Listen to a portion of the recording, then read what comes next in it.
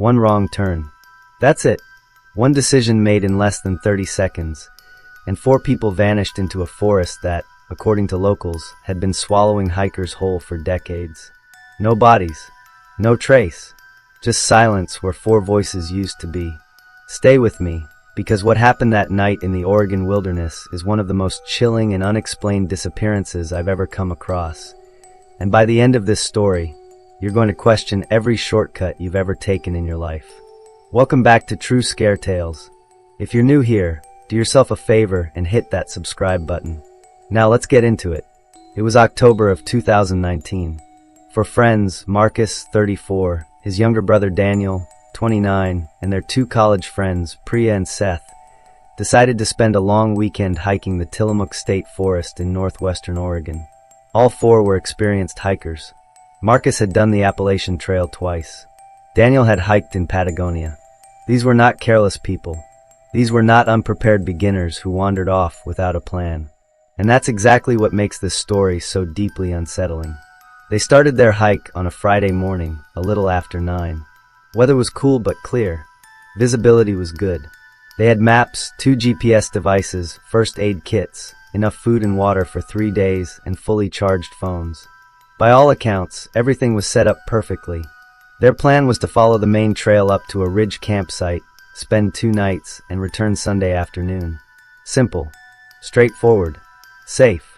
The last confirmed sighting of all 4 of them together was captured on a trail camera mounted near a ranger station at 11:47 a.m. on Friday. They were laughing, pointing at something off-trail, clearly in good spirits. Marcus had his arm around Daniel. Priya was adjusting her backpack strap. Seth was looking at something on his phone. A completely normal moment frozen in time. No one knew it would be the last image of all 4 of them alive. By Sunday evening, when they hadn't returned, their families started calling. By Monday morning, a search party was organized. And that's when things started getting strange, because what the search and rescue team found, or rather what they didn't find, started breaking every logical pattern they'd ever encountered in a missing persons case.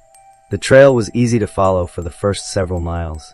Then the search team found something that stopped them cold.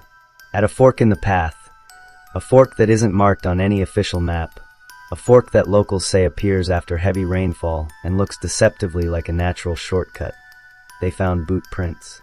4 sets. And they led off to the right, away from the main trail, into a dense section of old-growth forest that most experienced hikers never enter. The locals call that area the Gray Hollow. They've been calling it that for over 100 years. And the reason why will make your skin crawl. Dating back to the late 1800s, Gray Hollow had accumulated a quiet but consistent history of disappearances. A logging crew of 6 men went in to survey the area in 1891 and never came back. 3 hunters in 1943.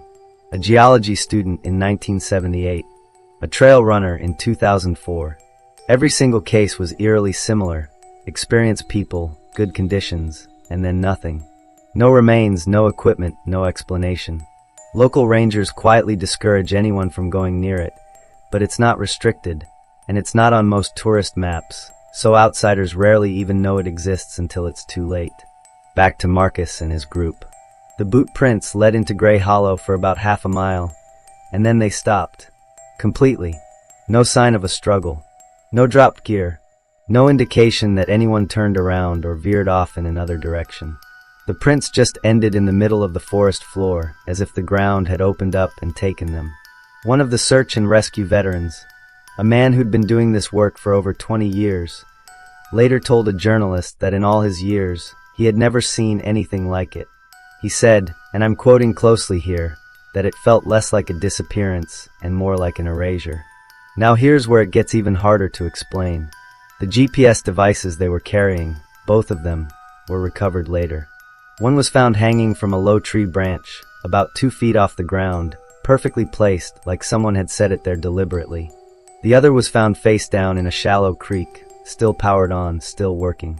When investigators pulled the data from both devices, they showed no movement after 1:15 p.m. on Friday, meaning at some point after that trail camera caught them at 11:47, they walked into Gray Hollow, moved about half a mile in, and then, based on all available data, simply ceased to exist. Cell tower data told the same story. All 4 phones pinged a local tower at 1:09 p.m. And then nothing. Not a single ping after that.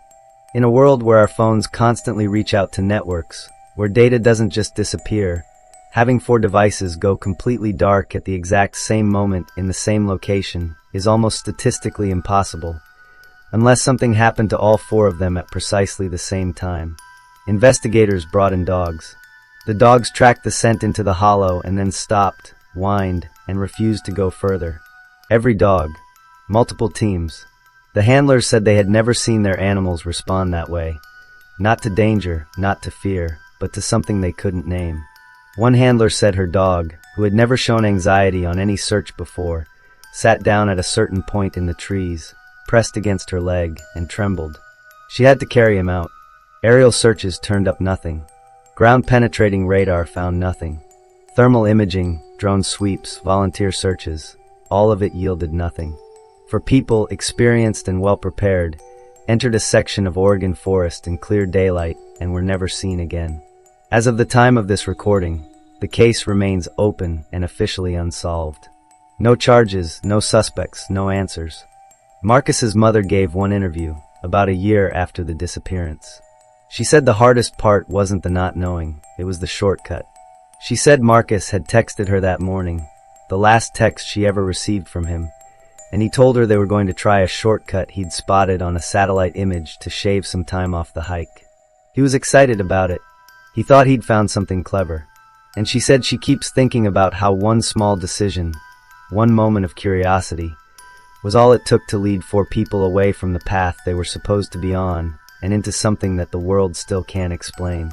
There are people who believe Gray Hollow is simply dangerous terrain, unstable ground, sinkholes, natural hazards that aren't visible from the surface.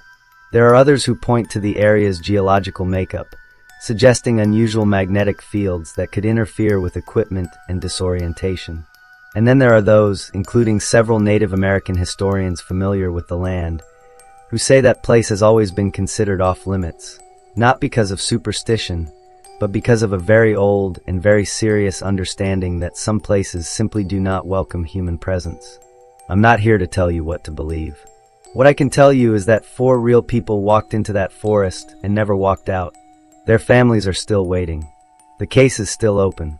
And Gray Hollow is still there, still unmarked, still waiting at the end of a fork in the trail that looks, by all appearances, like a perfectly reasonable shortcut.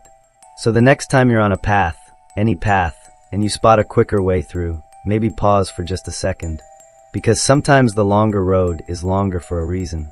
If this story got under your skin, and I have a feeling it did, drop a comment below and tell me what you think happened to Marcus, Daniel, Priya, and Seth. I read every single comment, and some of your theories on past videos have genuinely blown my mind. Share this video with someone who loves true mystery stories, because this one deserves to be heard. And if you're not subscribed to True Scare Tales yet, now is the time, because we go deep on the cases that don't make the front page, the ones that get quietly buried, and the ones that never get resolved. Hit that subscribe button, turn on notifications, and I'll see you in the next one. Stay safe out there.